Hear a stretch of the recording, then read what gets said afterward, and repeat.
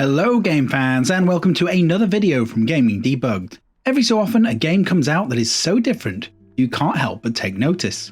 Wayward Strand is one of those games. Set aboard a converted pre-war luxury airship, the now floating hospital is the setting for a mystery like no other.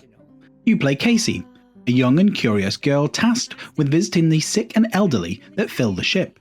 As a budding journalist, you ask questions and piece together a fractured story that the many residents hold the different parts of. But is Wayward Strand any good? Let's find out. Alright. Lily, this is Casey. Hi, Casey. Wayward Strand looks like it has leapt from the comic book pages of Tintin. Bold black lines and a cartoon colour palette give this game a vibrancy not seen in many new games. The box frame and hand-drawn speech bubbles further enhance this comic book style. The visual style is akin to 13, Telltale Games or the recently released Forgive Me Father. However, Wayward Strand is much more cheerful.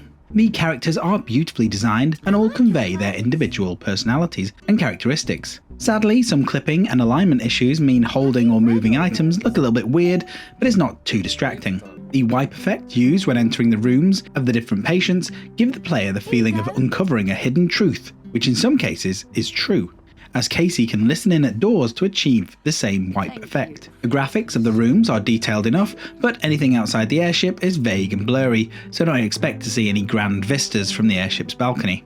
On the whole, it's the dialogue that really drives this game, as you will need to talk to a lot of people about a lot of things. Each person holds the conversational keys to unlock new dialogue options. If one person mentions a missing nurse, then you can ask everybody else about it. Miss that prompt and you might find yourself going down a different path. Now in my second playthrough, I was really happy and surprised to find that I went in a different direction than the first. The first time I sat with a staff member at lunch to unlock the abandoned section of the airship. Whereas on the second playthrough I missed lunch and listened to music with the aging Mr. Bruce. The general story is the same, but the way you reach the conclusion was very different. The voice acting on the whole is absolutely fantastic. All the Australian parts such as Casey, Mr. Avery and Esther are all different enough and fit the characters that they portray. However, the German Mr. Bruce sounded more Asian than European. The story is well written and flows very well considering the amount of dialogue options and the routes that the stories can take. The music is generally serene and unobtrusive and fits the late 70s time period. Overall, Wayward Strand is a beautifully heartwarming story and a welcome break from the madness of the world and its current crop of hack, slash, shoot and destroy type games. Taking time to talk to the old and infirm has never been so much fun.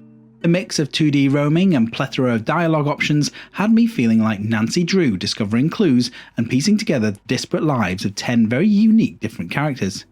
For those looking for fast action, this is certainly not the game for you, as it's as slow as a slug trudging through peanut butter.